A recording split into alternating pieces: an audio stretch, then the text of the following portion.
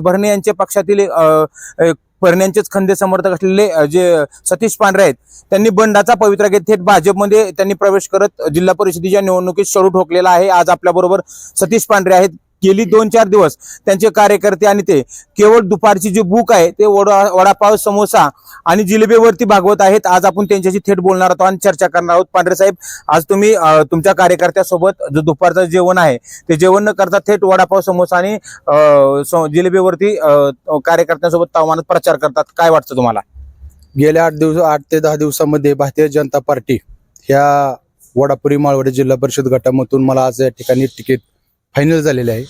कालच मी संध्याकाळी 6 वाजता एकनाथ मंदिर वडापुरी या ठिकाणी तिथल्या पंचायत समिती गणाचे उमेदवार श्रीमती शारदाताई देशमुख व माळवाडी पंचायत समिती गणाचे उमेदवार सो वैशालीताई पांडुरंग मार्कड यांचा आज काल आणि आज आपण प्रचाराचा नारळ फोडून या ठिकाणी सुरुवात केलेली आहे.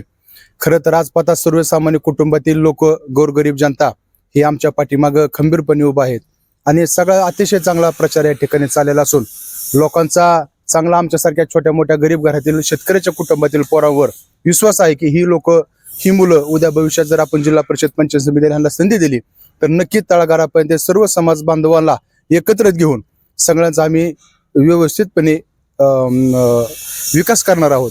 ह्या दृष्टीने आज सकाळी साधारणतः 1 ते 2 वाजेपर्यंत आम्ही प्रचारात असल्यामुळे आज सगळंच माझे मित्र परिवार, आमचे सर्वच वडीलधारी मंडळी, श्रेष्ठ मंडळी ह्यांच्या निमित्ताने आज थोडं एक जिलेबी आणि सामोशा आम्ही या ठिकाणी घेतलेला आहे अल्प उपहार म्हणून.